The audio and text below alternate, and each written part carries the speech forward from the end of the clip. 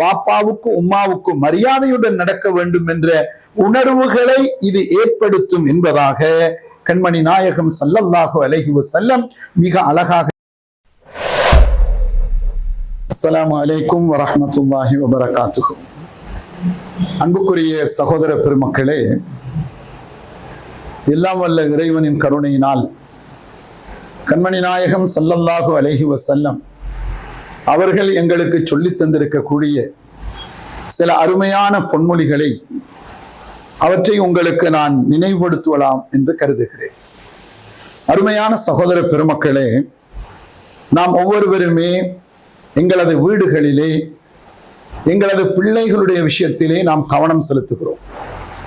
அதாவது ஒவ்வொரு வீட்டிலும் இருக்கிற தாய், தகப்பன், வயதிலே மூத்த பெரியவர்கள், இப்படிப்பட்ட எல்லோருடைய எண்ணமும் எல்லோருடைய சிந்தனையும் என்னவென்று சொன்னால், எங்களுடைய வீட்டிலே இருக்கிற பிள்ளைகள் நல்ல முறையிலே கல்வி கற்க வேண்டும், நல்ல ஒழுக்கம் வர வேண்டும், நல்ல முறையிலே பழக்க வழக்கங்கள் வர வேண்டும், எதிர்காலத்திலே ஒரு சிறந்த நல்ல இளைஞனாக, ஒரு இளம் பெண்ணாக, நமது சமுதாயத்திற்கு ஒரு சிறந்த ஒரு நட்பிரஜையாக வர வேண்டும் என்பதுதான் எங்கள் அனைவருடைய ஆசையும் நோக்கமும்.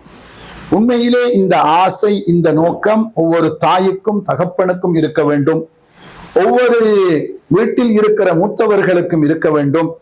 அதாவது ஆசிரியர்கள், உலமாக்கள், இப்படிப்பட்டவர்களுக்கும் இந்த எண்ணம் இருக்க வேண்டும். ஏனென்று சொன்னால், இந்த சின்ன பிள்ளைகள், இந்த இளம் பிஞ்சுகள், இவர்கள் சிறப்பாக இருந்தால் மட்டுமே நம்முடைய எதிர்காலம் சிறந்ததாக இருக்கு. இன்றைக்கு இருக்கக்கூடிய 10 வயசு பெண்தான் நாளைக்கு இன்னொரு 10 வருடம் கழித்தால் அவள்தான் எங்கள் சமுதாயத்தினுடைய தாயாக மாறப்போறவள். இன்றைக்கு ஒரு 10-15 வயசு இளைஞனாக, சிறுவனாக இருப்பவன் தான் இன்னொரு 10 வருடத்திலே இளைஞனாக மாறி இந்த சமுதாயத்தினுடைய தலைவனாக வரப்போகிறவன். அதனால் அந்த பிள்ளைகளிடத்திலே சிறந்த ஒழுக்கம் வர வேண்டும், சிறந்த கல்வி வர வேண்டும் என்று நாம் பேசுவது, சொல்வது மிகவும் அத்தியாவசியமான ஒரு விடயம். இந்த நேரத்திலே பெருமானார் ஸல்லல்லாஹு அலைஹி வஸல்லம் அவர்கள் இந்த ஒழுக்கம் கற்றுக் கொடுப்பதற்கு, கல்விதனை கற்றுக் கொடுப்பதற்கு, தக்வா ஈமானை கற்றுக் கொடுப்பதற்கு பல்வேறு வழிமுறைகளை சொன்னார்கள். அவற்றிலே ஒரு வழிமுறை நம் அனைவரும் ஆச்சரியப்படும்படியான ஒரு செயல். அருமை நபிகள் பெருமானார் ஸல்லல்லாஹு அலைஹி வஸல்லம் அவர்கள் இப்படி சொன்னார்கள்: அல்லிகு ஸௌத ஹைசு யராஹு அஹ்லுல் பைத் ஃபஇன்னஹு அதபுன் லஹும். ஸஹீஹுல் ஜாமிஅ.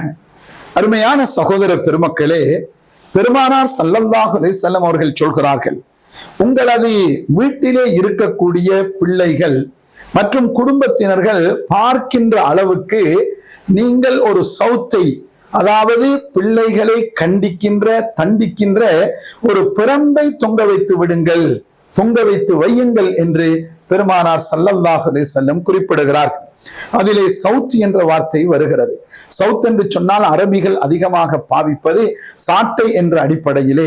அதாவது நாம் ஒரு பிரம்பு என்று நாம் சொல்லுவோம், அல்லது ஏதாவது பிள்ளைகள் பயப்படக்கூடிய ஒரு பொருளை, இதை என்னுடைய வாப்பா இதனால் என்னை அடிப்பார், தண்டிப்பார், எனது உம்மா அல்லது எனது அப்பா அல்லது என்னுடைய உம்மம்மா, இப்படி குடும்பத்தில் இருப்பவர்கள் என்னை தண்டிப்பார்கள் என்ற ஒரு பயம் வருகின்ற அளவுக்கு அந்த பிரம்பை தொங்க வையுங்கள், தெரிவதற்கு வையுங்கள் என்று சொல்கிறார்கள்.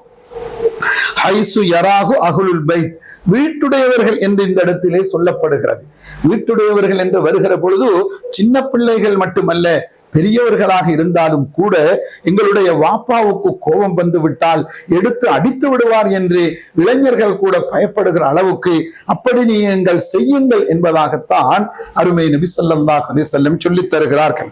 இப்படி செய்வது ஃபஇன்னஹு அதபுல் லஹும், அவர்களுக்கு அதபை, ஒழுக்கத்தை கற்றுக் கொடுக்கும் என்று சொல்கிறார்கள்.